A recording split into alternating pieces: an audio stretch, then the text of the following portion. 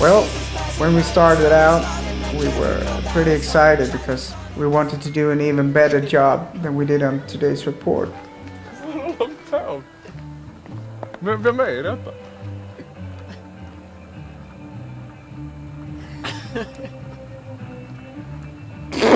I remember that we felt so much more sure about what we were going to do when we entered to record Imaginary Friends. We said that this is going to be an easy album to record because we felt that the songs were easy. I want to do a more popular album to move away a little bit from the progressive stuff. But in the end, when you hear the results, it's kind of more progressive than today's report. Because this was a very complex album and it was very hard to record actually. I must say the part that I'm most satisfied with is Svetlana, because I remember I worked really hard with that song and it turned out so cool.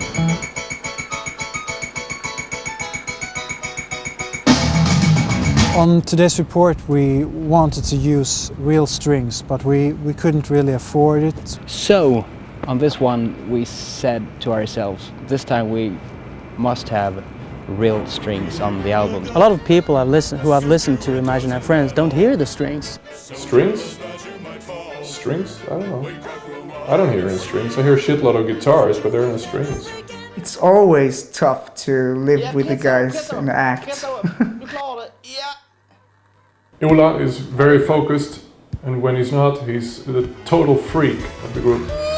The song that was hardest for me to record, I think that was Svetlana. I play so much guitar in that song and I didn't really have the arrangements ready.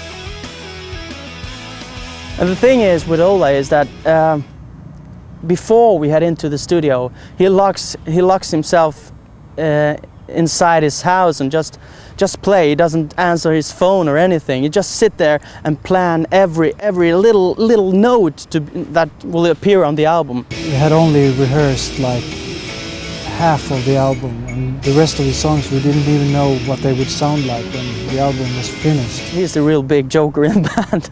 He always does these very strange things, becomes these very absurd characters. He's a loony. He's just crazy, as always.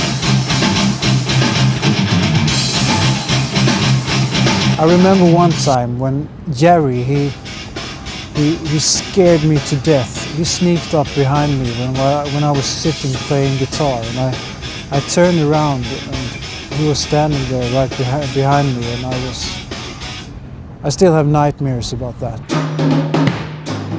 My approach was probably a bit more pop. I know it doesn't sound like that, but it was, in my head, I figured this was pop. I mean, look what I'm listening to. I mean, hey. I had to switch my entire time of day rhythm. The room we recorded in had this very special acoustic or sonic preference that we like to experiment with. Right next door there was an office and they closed at 5, so I had to record it after 1700 hours. I think it was 1 week before we were heading into the studio to record Imaginary Friends. I was at Thomas' place and he said he had written a song. So I said, all right, play it. And he played it, and it was Catherine. And I just fell in love with the song. I said, all right, this is great. You should have this on the album as a last track, as a hidden track or something. He went like, and you really think it's good?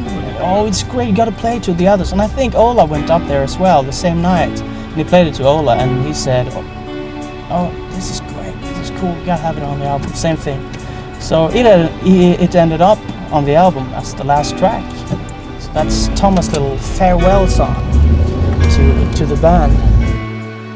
He was more or less like a ghost or something, he was just a shadow. He was there the first week, I think, then he just left. I really didn't like to live in a basement for 3 weeks without no sun, no nothing, out in the middle of nowhere. I played my parts, recorded the songs took like 4 days, and then I recorded some keyboards, and then I got the hell out of there. Thomas, well, I don't know what to say. He's a freak. Who is Herman? He's not a guy. He's a little girl, and he's going to grow up and become a really, really nice little lady. He likes to take care of people. He likes to cook. He likes to take care of the dishes. Is it called dishes? Food dish, do you call it that? Dish? No? I felt really sorry for Herman. I still do, actually. Most of the melodies and the stuff on Imaginary Friends that goes on is really, really high-pitched. Really high-pitched. Every song was tough in its own way, but Little Red Beauty, if I remember it right, I think it was in the verses. And I remember he was when he was singing, you know, and we said, cut, cut.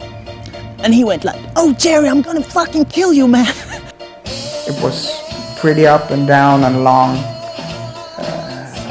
what do you call it, melodies, without giving any time to breathe and everything. And the chorus is very high-pitched. You can't write those high-pitched notes all the time. You gotta put it down. I You gotta made it. change the melody and all that. I think.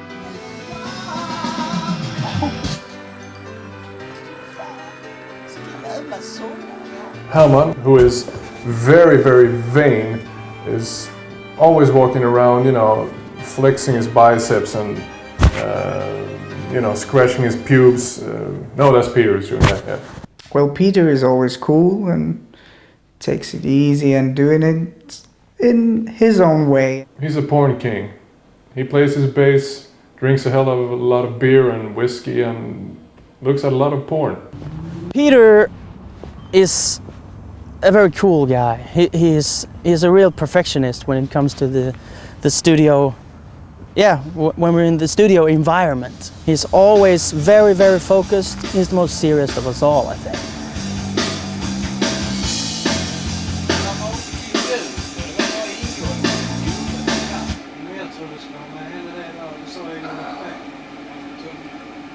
Perfectionist. You just sit there all night long.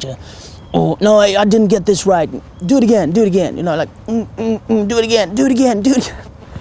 So that's Peter. Jerry, he's a true workaholic. When he was not playing at his keyboard or barking at me, how I'm supposed to sing and everything, he was constant ill the whole time.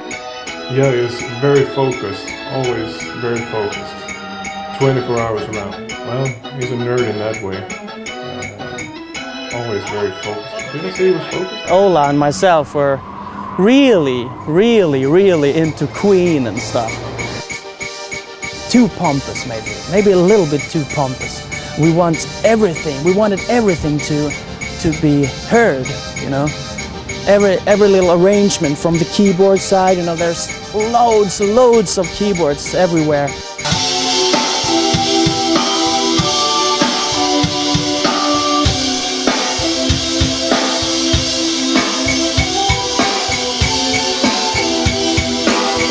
I don't like the mix very much, the final mix.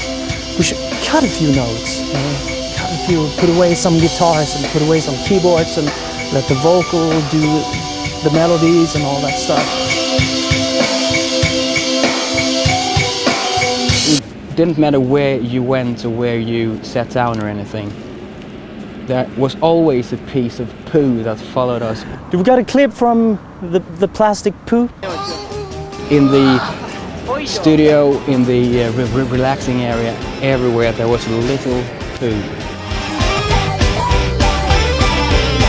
The feelings I got when I listened to Imaginary Friends today is that it's a great album. with wonderful songs. I just love the songs. I just feel that I'm very proud of the album. I'm really proud, and I'm proud of over the arrangements and the songs and the things I play. I feel it's something I did back then, but I can still